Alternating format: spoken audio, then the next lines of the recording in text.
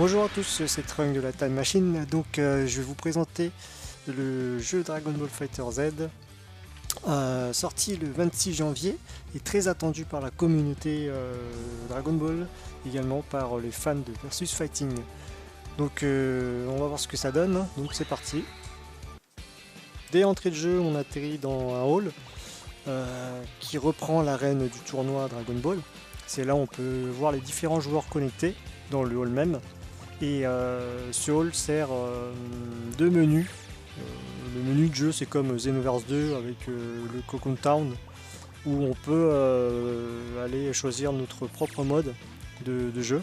Donc ici, je vous présente d'abord les modes de jeu hors ligne. Tout à l'heure, c'était le mode arcade, classique des jeux de combat. Maintenant, c'est le mode local.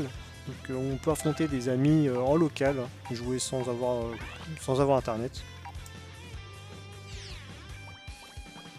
Je me dirige maintenant vers les options en ligne. Donc d'abord une partie avec classement et un autre mode de combat, combat mondial plutôt, pour faire des combats amicaux ou des combats classés. On se dirige maintenant donc vers une option rediffusion qui vous permet de rediffuser des combats que vous aurez précédemment enregistrés via les replays. Ici c'est la boutique, vous pourrez acheter du matos, donc payer soit en Zenith soit en Premium Zenith, sachant que je ne sais pas encore ce que c'est que les Premium Zenith. Maintenant je vais du côté du scénario, donc un mode histoire, scénario totalement inédit à ce jeu. Alors voici le détail. Le mode histoire est découpé en 3 arcs, donc je n'ai fait que le premier arc pour l'instant, encore j'ai fait c'est un bien gros mot, je suis en cours de faire. On peut également consulter la galerie, donc les cinématiques de chacun des arcs, les statistiques de chacun des arcs, donc les combats qu'on a gagnés, ou les plus gros dégâts, ou bien encore le temps de jeu, et les infos sur l'évolution de nos personnages. Donc dans le mode histoire, on gagne au fur et à mesure des personnages avec lesquels on peut faire équipe, et on gagne en expérience également. Je vais vous montrer un petit peu la map du mode histoire.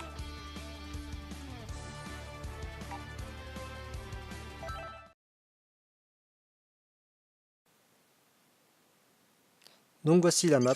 Donc on se déplace de ville en ville et il faut affronter donc les ennemis plus ou moins puissants pour gagner des ennemis ou de l'expérience. Et à la fin on affronte un boss qui nous permet d'accéder au chapitre suivant. En formation, je ne vais pas vous spoiler le mode histoire, je vous laisse découvrir par vous-même. Je vais juste dire qu'en fait les traductions françaises sont assez moyennes, que certaines expressions ne reprennent pas celles du japonais et peuvent sembler complètement idiotes par rapport à leur véritable signification. Alors voici maintenant un autre truc chiant du jeu, c'est qu'à chaque fois qu'on quitte un mode, le jeu recherche un serveur et un hall disponible, donc c'est-à-dire qu'il recherche un hall où il y a moins de monde, et ça fait qu'à chaque fois on est obligé de revenir au menu de l'écran titre quasiment pour pouvoir se reconnecter nous-mêmes sur les halls les moins occupés. Ça c'est un peu embêtant. Je vais maintenant me diriger vers le mode training, entraînement en français pardon, qui propose plusieurs options, hein, soit de commencer sur les entraînements classiques, ou alors les tutoriaux, ou alors les défis pour maîtriser chacun des combos des différents personnages. Et voilà, c'est à peu près tout sur la map. Du coup je me rebalade un petit peu pour voir s'il y a des choses. Peut-être vous montrer un combat local. Bon non, finalement je vais plutôt aller vers entraînement pour pas que l'IA me dérange pendant ma vidéo. Donc là je vais commencer un entraînement classique avec un joueur, enfin avec une IA statique.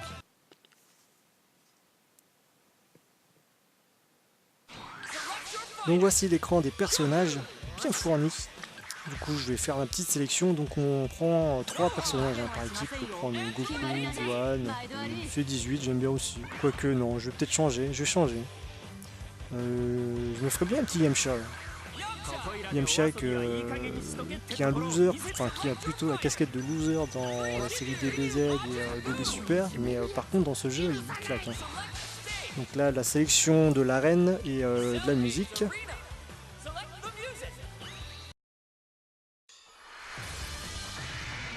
Et là c'est parti, l'écran versus, donc qui a de la gueule quand même, très dynamique et qui en envoie.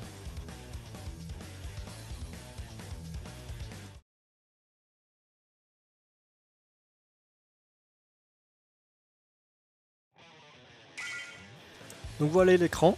Donc vous voyez que les graphismes sont de toute beauté. Dans un jeu de baston classique, donc la barre de vie, également la barre de feu. Les enchaînements sont assez simples à réaliser, ça m'étonne un petit peu et j'ai peur que ça me dérange en fait.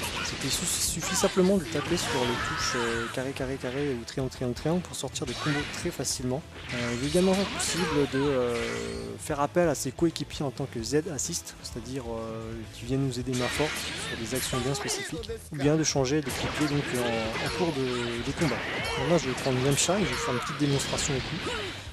Yamcha est un personnage que je n'aime pas du tout dans la série Dragon Ball, mais par contre que j'adore dans ce jeu. En effet, son gameplay, c'est beaucoup du combat rapproché, il est très très rapide et très dynamique, et ça j'aime bien. Dans ce jeu Dragon Ball, ce qui est bien, c'est que les personnages secondaires de la série animée, du manga, sont très mis en avant. Non pas qu'ils sont affichés comme des héros, etc., mais c'est que le gameplay est tellement équilibré que eux ils peuvent faire face à des adversaires comme Freezer, Goku ou Cell, et avec une possibilité de les vaincre. Pas comme dans les anciens jeux où en général on prenait que les meilleurs personnages, Broly, Goku, CJ3, etc., et que les Krillin, les Chaozu Tenjinan ne peuvent absolument rien faire. Encore une petite démonstration de gameplay avec notamment du coup spéciaux et des furies à gogo. Donc voilà une démonstration d'un ultra. Le jeu offre beaucoup de possibilités, hein. Il est possible de se téléporter, de faire des rushs, d'envoyer l'ennemi dans les airs, de détruire le décor. Moi là je le fais pas forcément. Mais c'est pas plus mal, comme ça je vous laisse la surprise. Donc voilà pour la présentation générale. Du coup, qu'est-ce qu'il y a à dire sur ce jeu? C'est un jeu très bon jeu, un très bon jeu de baston qui plaira aux fans de Dragon Ball mais également aux fans de jeux de baston. Moi je lui mets facilement un 17 voire un 18 sur 20. Ce que je lui reproche c'est plusieurs choses. Donc un gameplay qui premier abord paraît très simplifié, hein. On a vraiment l'impression qu'il faut toujours marteler les mêmes touches pour gagner, et ça risque de poser des soucis je pense dans les combats. J'ai peur en fait que ce soit assez répétitif. Pour info j'ai le jeu depuis un jour en fait, et j'ai l'impression de le maîtriser. Mais ce n'est qu'une impression, après peut-être que le gameplay est beaucoup plus profond, et si c'est le cas, tant mieux. Autre point négatif, c'est la traduction du mode histoire. Les phrases et les répliques que sortent les personnages sont parfois assez gnangnans et pas très adaptés en fait à ce qu'on voit dans les animés. Un autre point négatif, c'est lorsqu'on quitte un mode, à chaque fois le jeu recherche un serveur et nous éjecte en fait du hall.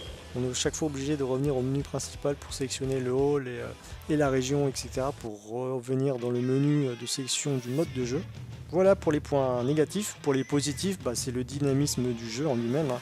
Très fidèle à l'animé. On a vraiment l'impression parfois d'être devant l'animé tout simplement. J'ai même envie de dire que les combats sont beaucoup plus dynamiques que ceux de la majorité des combats de Dragon Ball Super. Les graphismes très fidèles, les bruitages également, tous les bruitages de la série Dragon Ball sont présents. Et le dynamisme des combats, des combats vraiment péchus, il n'y a pas de temps mort, ça fonce, ça frappe, ça met des droites, ça met des gauches. C'est très défoulant comme jeu. Donc voilà, en synthèse, un super jeu avec quelques défauts, mais bon, c'est que des défauts assez mineurs, hein. Donc voilà. Je te remercie donc d'avoir regardé ma vidéo, et si tu as aimé, mets un pouce bleu. Si tu n'as pas aimé, mets quand même un pouce bleu, et n'hésite pas à partager et puis en parler autour de toi. Voilà, c'est ma première vidéo, donc tu l'inaugures. Merci à toi et ciao, à très bientôt.